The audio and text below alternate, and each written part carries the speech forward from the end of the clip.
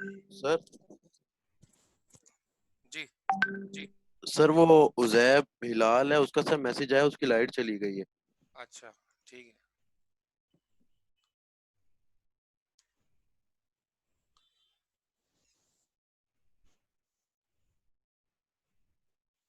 बस ये 15 minute class और लेंगे, फिर हम ऑफ करेंगे इंशाल्लाह। 15 15 मिनट के करीब और क्लास लेंगे। अच्छा ये आपका ये लेवल हमने कर लिया था।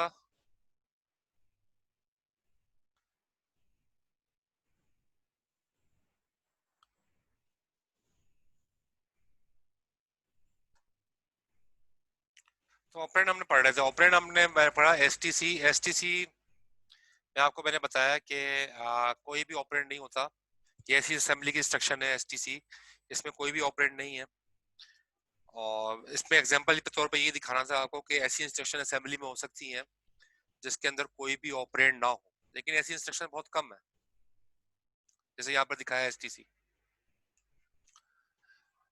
अच्छा ऐसे अब यहाँ पर देखें ऐसी इंस्ट्रक्शन जिसके अंदर एक ही ऑपरेंड हो। असेंबली की ऐसी इंस्ट्रक्शन जिसके अंदर एक ही ऑपरेंड हो, वो है इंस्ट्रक्शन है इंक्रीमेंट। ठीक है, आप लिखेंगे, अगर फॉर एग्जांपल आप लिखते हैं increment E X, I N C E X, इससे क्या करेगा कि ई एक्स के अंदर एक का इजाफा कर देगा। अगर फॉर एग्जांपल ई एक्स में पहले से 2 होगा, तो अगर आप लिखोगे इंक्रीमेंट ई एक्स, तो ई एक्स में हो जाएगा 3। ये बिल्कुल ऐसे ही जैसे आप लिखते हो ना सी शार्प में A is equal to A plus 1, या सी शार्प में आप लिखते हो ए प्लस प्लस। ये बिल्कुल वही चीज है, इंक्रीमेंट ई एक्स के जो मौजूदा वैल्यू होगी ई एक्स की, उसमें एक का इजाफा हो जाएगा। इसके बाद लिखे मूव इंस्ट्रक्शन हैज 2 ऑपरेंड्स। ठीक है, मूव इंस्ट्रक्शन के 2 ऑपरेंड्स हैं। ये तो इंक्रीमेंट जो था ये इसका सिंगल ऑपरेंड, ये आपने देखा इसका सिंगल ऑपरेंड है ई एक्स।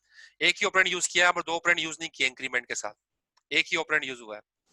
ठीक है, तो ये एग्जांपल आपके सामने आ गई कि किसी भी कौन सी इंस्ट्रक्शन असेंबली की ऐसी है जिसके अंदर एक ही ऑपरेंड यूज हो रहा हो। अब ये अगली इंस्ट्रक्शन आप देखें, इसके अंदर ये भी असेंबली की इंस्ट्रक्शन है, और इसके अंदर कितने ऑपरेंड यूज हो रहे हैं? 2, काउंट और ईबीएक्स। मूव इंस्ट्रक्शन है, ये आपने की है। तो ईबीएक्स की जो ईबीएक्स रजिस्टर में जो कुछ रखा होगा वो काउंट वेरिएबल के अंदर आ जाएगा। ठीक है, मूव ईबीएक्स टू काउंट, तो ईबीएक्स के अंदर जो भी रखा होगा वो काउंट में आ जाएगा। तो इसके अंदर कितने वेरिएबल्स यूज हो रहे हैं? 2। तो मूव ऐसी इंस्ट्रक्शन है जिसके अंदर 2 ऑपरेंड यूज हो रहे हैं, 2 ऑपरेंड यूज हो रहे हैं। ठीक है, मूव इंस्ट्रक्शन में 2 ऑपरेंड यूज होते हैं, जो आपने एग्जांपल में यहाँ देख लिया। अच्छा एक बात याद रखिएगा, जब आप मूव यूज करते हैं ना, जैसे मूव ईबीएक्स काउंट, तो ईबीएक्स की वैल्यू जो है वो ट्रांसफर किस में हो गई? काउंट में। तो ईबीएक्स के अंदर से वो रिमूव नहीं हुई, ईबीएक्स में भी वो मौजूद है। यानी कि मूव इंस्ट्रक्शन वो कॉपी पेस्ट करती है, कट पेस्ट नहीं करती। कट पेस्ट में तो ये होता है ना कि एक जगह से गायब हो जाता है, दूसरी जगह चला जाता है। Move instruction actually copy paste करती है, ईबीएक्स से वैल्यू कॉपी होकर काउंट में चली जाएंगी, लेकिन इसका मतलब ये नहीं है कि ईबीएक्स में से खत्म हो गई, ईबीएक्स में से फिर भी रहेंगी अपनी जगह। ठीक है, तो ये बात यहाँ पर बतानी थी। In a two operand instruction the first operand is called the destination and the second operand is called the source. पहला ऑपरेंड ये आपको पता है, ये जो जो इंस्ट्रक्शन के फौरन बाद, ये मूव है ना, मूव इंस्ट्रक्शन के फौरन बाद जो भी ऑपरेंड यूज होगा वो डेस्टिनेशन ऑपरेंड होगा। डेस्टिनेशन का मतलब क्या है? यहाँ वैल्यू ट्रांसफर की जाएगी, यहाँ आखिरी वैल्यू होल्ड होगी, ये डेस्टिनेशन ऑपरेंड होगा। और उसके आगे अगला वाला जो ऑपरेंड होगा वो कौन सा होगा? वो सोर्स ऑपरेंड होगा। तो ये सोर्स ऑपरेंड हो गया, एस लिखा है मैंने, और ये डेस्टिनेशन ऑपरेंड हो गया, यहाँ पर मैंने डी लिख दिया। यानी कि ये डेस्टिनेशन ऑपरेंड होगा, यहाँ हमेशा वैल्यू मूव होगी। तो ये पूरी असेंबली लैंग्वेज में हमेशा यही होगा कि आगे जो आगे आगे आप कुछ भी लिखो, ऐड, सब्ट्रैक्ट, मल्टीप्लाई, डिवाइड या मूव, जो भी लिखो आप, यहाँ पर जो होगा ना, पहला पहला जो ऑपरेंड होगा, फर्स्ट ऑपरेंड, वो हमेशा यहाँ पर आपने या चाहे रजिस्टर लिखो चाहे वेरिएबल लिखो, कुछ भी लिखो, जैसे ये लिख दिया है मैंने, तो ये हमेशा डेस्टिनेशन होगा। वैल्यू आखिर में जो जवाब आएगा वो हमेशा यही रखा जाएगा, और आगे जो है कोई भी वैल्यू हो, ये ऑपरेंड होगा, ये सोर्स ऑपरेंड हो गया। ठीक है, ये सोर्स हो गया। तो हमेशा जो है जो इंस्ट्रक्शन के बराबर वाला ऑपरेंड होगा वो हमेशा डेस्टिनेशन ऑपरेंड होगा, वहां पर वैल्यू आखिर में रखवाई जाएगी। वो बाय डिफॉल्ट रखता वही है वैल्यू डेस्टिनेशन में। द आई मल इंस्ट्रक्शन हैज 3 ऑपरेंड। आई मल आपने शायद भी नहीं किया होगा, ये मल्टीप्लाई का काम करता है, आई मल। आई फॉर इंटीजर, मल फॉर मल्टीप्लाई। इंटीजर की मल्टीप्लीकेशन के लिए ये इंस्ट्रक्शन यूज होती है, आई मल। ठीक है, या इसको लिखते हैं ऐसे, imul E X comma E B X comma 5। होगा क्या, ई एक्स के अंदर कुछ वैल्यू रखी होगी, सॉरी ई एक्स क्या होगा, ये डेस्टिनेशन होगा, ई एक्स आपका डेस्टिनेशन है, ई बी एक्स में कोई वैल्यू रखी हुई होगी, और 5 ये रहा। ईबीएक्स में फॉर एग्जांपल अगर ईबीएक्स में 3 रखा है, अगर ईबीएक्स में फॉर एग्जांपल 3 रखा है, तो 3 को वो मल्टीप्लाई करेगा 5 से, तो जवाब क्या है, 15। अब ये 15 आंसर कहां रखा जाएगा, ई एक्स में। ठीक है, यानी कि ये दोनों ऑपरेंड, ये दोनों सोर्स हो जाएंगे, 5 और ईबीएक्स और 5 दोनों सोर्स होंगे। इनकी मल्टीप्लीकेशन करने के बाद जो रिजल्ट आएगा उसको रख दिया जाएगा डेस्टिनेशन रजिस्टर में, ई एक्स में। ठीक है, यहाँ पर रख दिया जाएगा, जैसे मैंने अभी आपको एग्जाम्पल में बताया। तो आईएमएल का काम आपको समझ में आ गया होगा। आईएमएल के अंदर 3 ऑपरेंड यूज होते हैं। जो आखिर के 2 ऑपरेंड्स हैं वो वो मल्टीप्लाई करके उनका रिजल्ट जो पहला ऑपरेंड होता है ई एक्स वगैरह उसके साथ रख दिया जाता है, उसमें रख दिया जाता है डेस्टिनेशन के अंदर। ये क्लियर है ऑपरेंड्स की, क्वेश्चन तो नहीं है ऑपरेंड्स के अंदर। मैंने आपको सारे ऑपरेंड बताए। ऐसा ऑपरेंड जिसके अंदर कोई ऐसे इंस्ट्रक्शन कोई जिसमें कोई ऑपरेंड ना हो, जैसे एसटीसी, उसमें कोई भी ऑपरेंड नहीं है। ऐसी इंस्ट्रक्शंस में एक ही ऑपरेंड हो, जैसे ये रहा इंक्रीमेंट, एक ऑपरेंड है।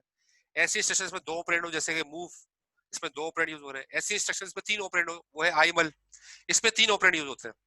तो असेंबली लैंग्वेज के अंदर मैक्सिमम 3 ऑपरेंड यूज होते हैं, और मिनिमम कोई भी ऑपरेंड आप ना लें तो वो भी अलाउड है, यानी कि 0 से लेकर 3 तक रेंज होती है ऑपरेंड्स की।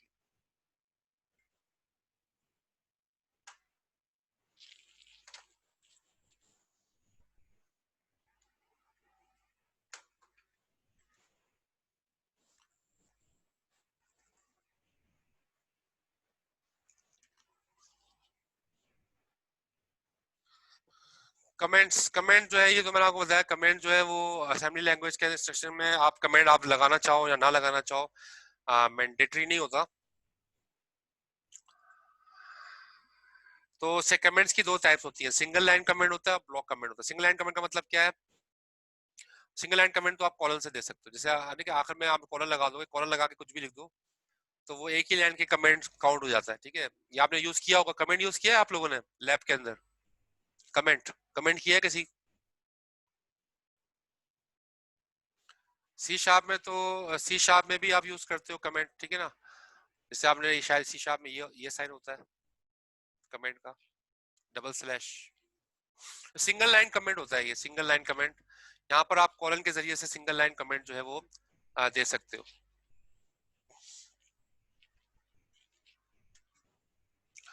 और मल्टी लाइन कमेंट्स कैसे दोगे, मल्टी लाइन कमेंट जो है वो ब्लॉक कमेंट होता है। फॉर एग्जांपल आपने लिखा ब्लॉक मल्टी लाइन का मतलब क्या, एक लाइन में कमेंट नहीं है आपका, मल्टीपल लाइन में कमेंट है। उसका तरीकेकार ये होता है कि आप लिखोगे कमेंट, कमेंट लिखने के बाद आप कोई यूजर डिफाइन सिंबल लगा दोगे, जैसे यहाँ पर लगा दिया एक्सक्लेमेशन मार्क। ये क्या है, ये यूजर स्पेसिफाइड सिंबल है, कोई भी लगा सकते हो आप, एक्सक्लेमेशन मार्क लगा दो, या हैश का साइन लगा दो, या डॉलर का साइन लगा दो, कोई ऐसा भी साइन आप यूज कर सकते हो। कमेंट लिखने के बाद वो साइन लगा दिया, फिर नीचे आपने कमेंट जो भी लिखने थे कमेंट्स कमेंट लिख दिए, और जहां पर आपने कमेंटिंग खत्म करनी हो वहां पर आप दोबारा से वही यूजर स्पेसिफाइड सिंबल लगा दो। यहाँ पर अब हमने यूज किया था एक्सक्लेमेशन मार्क, तो उसी एक्सक्लेमेशन मार्क के साथ हमने कमेंट सेक्शन को ऑफ कर दिया। यहाँ पर अब आपका कमेंट सेक्शन खत्म हो गया। ये मल्टी लाइन कमेंट है, ब्लॉक कमेंट कहलाता है, कि मल्टीपल लाइंस के अंदर आपका कमेंटिंग हो रही है। लेकिन इसकी शर्त यही है कि शुरू में आपने कमेंट लिखना पड़ेगा, आगे आप यूजर डिफाइन सिंबल कोई सा भी लगाओ, चाहे एक्सक्लेमेशन मार्क, चाहे डॉलर का साइन, चाहे हैश का साइन, चाहे स्टेरिक लगा दो, कोई सा भी साइन लगा सकते हो आप, लेकिन आप आखिर में जहां कमेंट खत्म करोगे वही साइन यूज करना पड़ेगा आपको। ठीक है, क्लियर है कमेंट्स का। Yes sir. Yes sir, yes sir. तो ये असेंबली की इंस्ट्रक्शंस आपको पता चली, और कमेंट्स के बारे में आपको जो है वो ओवरव्यू मिला कि कमेंट्स क्या होते हैं, उन चीजों के बारे में आपको पता चला। अच्छा जी, मेरे ख्याल में यहाँ पर हम क्लास जो है वो ऑफ कर लेते हैं आज की, और हाँ क्लास ऑफ कर रहे हैं, क्लास आपकी आज की ऑफ कर देते हैं। और नेक्स्ट वीक हम अब यही करेंगे कि लेक्चर, ये हमारा चैप्टर खत्म होगा ना, फिर मैं क्विज दूंगा। अभी ये चैप्टर 2 चल रहा है, लेक्चर 2 चल रहा है, ये सॉरी लेक्चर 3 चल रहा है, ये चैप्टर 3 चल रहा है, लेक्चर 3, यानी कि लेक्चर 3 चैप्टर 3 एक ही चीज है। तो चैप्टर 3 जब खत्म हो जाएगा ना, फिर मैं क्विज लूंगा, वो चैप्टर 2 में से और 3 में से होगा, यानी कि 2 चैप्टर को मिला के फिर मैं क्विज लूंगा, जो कि आपका क्विज 2 होगा। तो मेरे ख्याल में नेक्स्ट वीक में ये चैप्टर खत्म कंप्लीट हो जाएगा और नेक्स्ट वीक ही क्विज होगा। आपका शायद आज ही के दिन थर्सडे वाले दिन क्विज होगा, अगला क्विज। ठीक है, जो क्विज नंबर आपका 2 होगा। क्विज नंबर 1 आपका हो चुका है।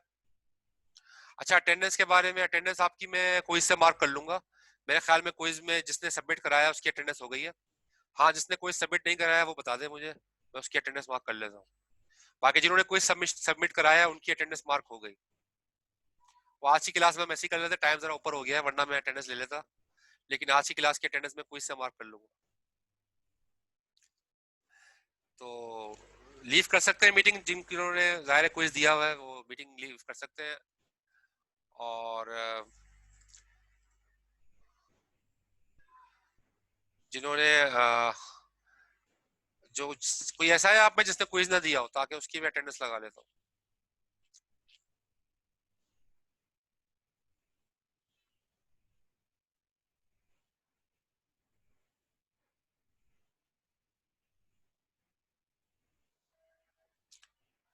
प्रोजेक्ट के बारे में नेक्स्ट वीक में बताऊंगा, प्रोजेक्ट लिस्ट रख दूंगा आपको, और उस प्रोजेक्ट लिस्ट के अंदर से आप लोग अपने ग्रुप बना लीजिएगा, और ग्रुप मेंबर्स जो है जो जो प्रोजेक्ट लेंगे वो फिर लेते जाएंगे।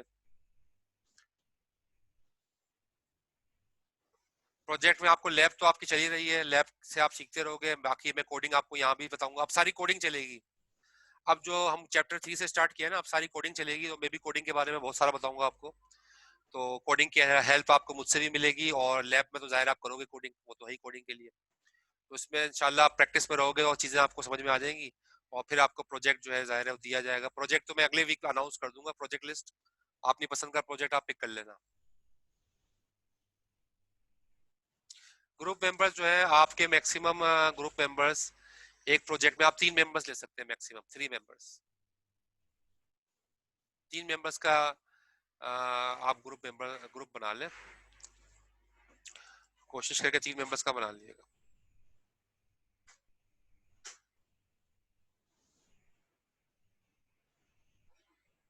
4 नहीं हो सकते, मैक्सिमम 3, 2 अलाउ मैं कर दूंगा, 2 ले कोई होना चाहे ठीक है, और मैक्सिमम 3, 4 अलाउ नहीं होंगे।